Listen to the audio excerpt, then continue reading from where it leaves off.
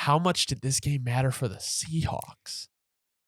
This is the one where, like, I've had the one a few times over the past few years as a Saints fan when we were used to be good at trying to make deep playoff runs, where I'll tell you, you look back and you're like, man, that was the one where we maybe could have had home field advantage.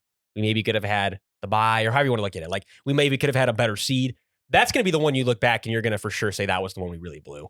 Like, because that's inevitably at this point, almost with the way the NFC is trending, unless you win out. Like, even if you did, you're still looking at a bleak situation for anything at getting a bye week. It's like the Seahawks kind of, I don't want to say bleak actually with the 49ers, but you get what I'm saying. Like, it's not favorable anymore. There's really no chance they win the division. Yeah. It's like this one really stinks. And it's because why it really stinks too is it's really not even anybody on the Seahawks' fault. Like, you really can't mitigate for Geno getting hurt, not being able to throw the ball the same. And even with Drew Lock, like, Drew had what seemingly, yes, like the interception was bad, but I'll say this. There also was a throw he tried making up like just straight up the middle of the field, straight up the seam. And I don't remember exactly who it was, but the receiver and him, I think it was JSN, just weren't on the same page. Whereas if JSN kept just trailing up, it probably would have been not a touchdown. Get him in field goal range. You would have had extra 3 points on the board. Could have won this game in theory. But that was like the one, that too was probably the play I look back on the most, where it's like, because they didn't trust him to even throw the ball again. It was like, this isn't going to work. Like, Drew he's throwing the interception and that missed read. It was like, we're not trusting him to throw the ball. Their offense went dead in the water, just like that. And it's like, that's where it hurts the most. It's like, you can't really, as a fan, point at anybody. It's like what it was. Yeah. It was literally just a simulation saying like, nope, the Seahawks cannot be one seed. Like, it's like, what the fuck? Like, that's just the worst way for it to happen. I'm ready to do a victory lap on that one. That's what I'm saying. And the thing is, if the Seahawks win the division, it's right. Like, that's all I need. Even if they come close, I think we knew we were standing out with that take. It was a good take. We're standing on it. Good day on defense for their secondary. Yeah, it's the young guys. Tariq Woolen, 1 interception. Devin Witherspoon, 1 sack. But then also, like, it's the thing is, so this was a great day.